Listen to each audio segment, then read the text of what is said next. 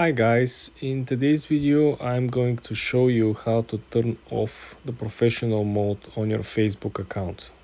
It's very easy guys, it's very simple, 2 clicks. Let's launch the Facebook app first.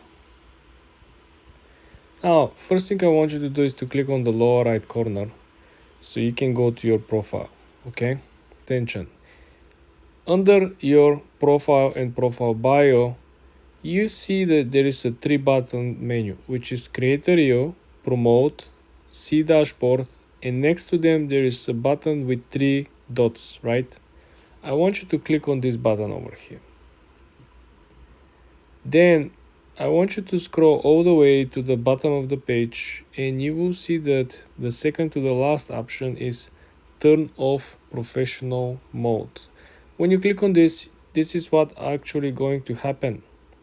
There are changes and you should review the changes before you turn off, simply because you might not be eligible anymore for monetization, simply because the tools that you currently have for analytical tools and promotional tools might not be any more available to you.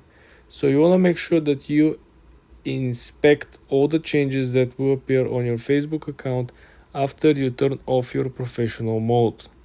For more tips and tricks like this guys, subscribe and come back for more.